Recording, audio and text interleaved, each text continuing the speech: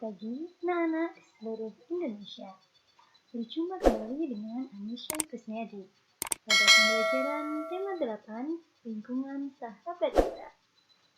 Dengan subtema 2, perubahan lingkungan, pembelajaran kedua. Dengan muatan SPDP KD 3.3 dan 4.3, muatan PPKN KD 3.3 dan 4.3. Mari kita belajar untuk hari ini. Keunikan adat istiadat daerah. Gerak yang dilakukan penari dalam beberapa tarian tradisional daerah menari melalui garis imajiner yang dapat digambarkan dengan melihat formasi para penari. Garis imajiner yang dilalui penari inilah yang disebut dengan pola lantai. Jadi, pola lantai adalah garis imajiner yang dibuat oleh formasi penari kelompok. Pola lantai dapat berupa garis lurus atau garis melengkung. Pola lantai lurus dapat dikembangkan menjadi beberapa pola lain, di antaranya horizontal, diagonal, garis lurus ke depan, zigzag, segitiga, segi empat, segi lima. Pola lantai garis lengkung dapat dikembangkan menjadi pola lantai lingkaran, angka 8, garis lengkung ke depan, dan garis lengkung ke belakang. Perhatikan gambar berikut. Pada gambar A, penari bergerak melalui garis lurus ke depan. Gambar B, penari bergerak melalui garis diagonal. Gambar C, penari bergerak melalui garis horizontal. Gambar D, penari bergerak melalui garis diagonal. Gambar E, penari bergerak melalui garis lurus ke depan. Dan gambar F, penari bergerak melalui garis lingkaran. Bentuk pola lantai dari gerak yang dilalui penari antara lain: formasi penari membentuk pola lantai diagonal, membentuk pola lantai segi lima, membentuk pola lantai garis lurus ke depan, membentuk pola lantai zigzag, membentuk pola lantai lingkaran, dan membentuk pola lantai diagonal. Bentuk pola lantai yang dibuat oleh formasi penari dapat digambarkan pada beberapa gambar tarian tradisional berikut. Tari legong dengan menampilkan dua orang penari,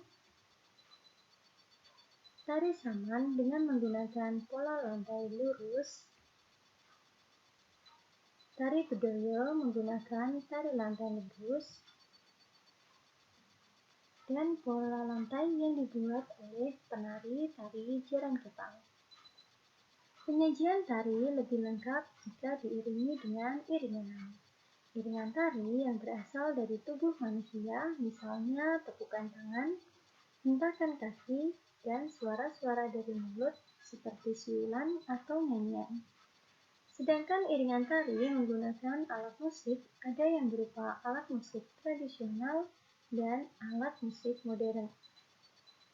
Seni tari yang berkembang di Indonesia banyak dan beragam. Tarian daerah menggambarkan tradisi dan tata cara kehidupan penduduk di suatu daerah. Tarian biasanya menjadi ciri khas pertunjukan pada upacara adat atau peristiwa penting. Adat istiadat adalah perilaku budaya dan aturan-aturan yang diterapkan dalam masyarakat secara turun-temurun. Biasanya terdapat sanksi sosial bagi mereka yang melanggar atau tidak menjalankan adat istiadat itu. Contoh adat istiadat dalam masyarakat yaitu upacara pernikahan, upacara 7 bulanan, upacara kematian, dan upacara-upacara sebelum masa tanam dan sesudah masa tanam. Adat istiadat mengandung nilai luhur yang berasal dari nenek moyang, sehingga menjadi pedoman dalam kehidupan sehari-hari bagi masyarakatnya.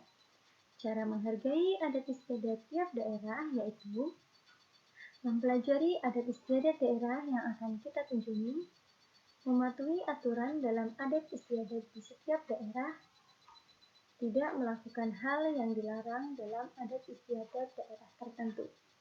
Begitu pula ketika kita akan berlibur di Pulau Bali. Banyak hal yang membuat Bali menarik untuk dikunjungi wisatawan.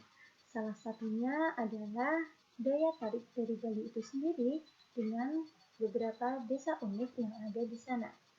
Beberapa desa unik di Bali yang masih mempertahankan budaya dan adat istiadatnya antara lain Desa Tenganan. Desa Tenganan merupakan salah satu desa Bali Aga atau desa asli dari suku Bali yang terletak di Kecamatan Manggis, Kabupaten Karangasem, Bali. Masyarakat desa ini menjunjung nilai adat dan budaya, serta terkenal dengan kesederhanaannya. Dua adalah Desa Trungan. Desa Trungan terletak di pinggir Danau Batur, Kintamani, Kabupaten Bangli, Bali Utara. Keunikan desa ini adalah tradisi pemakamannya, di mana jenazah orang meninggal hanya diletakkan di atas tanah di dalam gua, bahkan di atas pohon yang disebut mepasah. Hal ini tentu berbeda dengan tradisi yang ada di desa Bali yang lainnya. Biasanya mereka mengadakan upacara pemakaman ngeben untuk para jenazah orang yang meninggal. Sedangkan di desa Trungan, mereka hanya menggeletakkan jenazah orang yang meninggal tersebut di atas tanah atau di dalam gua. Dan yang ketiga adalah Desa Panglipuran. Desa Panglipuran terletak di Kabupaten Bangli, Bali. Desa ini memiliki struktur bangunan yang rapi dan teratur. Masyarakat desa ini tidak pernah melepaskan adat dan budaya yang berlaku turun-temurun. Mereka banyak melakukan acara adat seperti pemasangan dan penurunan adalan, serta perayaan galungan dan hari besar lainnya.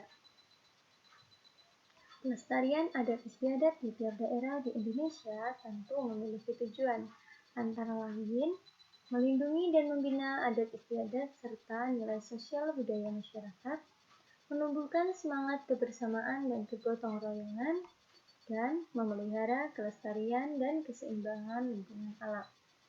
Pelestarian adat istiadat juga dapat dilakukan dalam berbagai upacara adat yang dilakukan oleh masyarakat di daerah asalnya.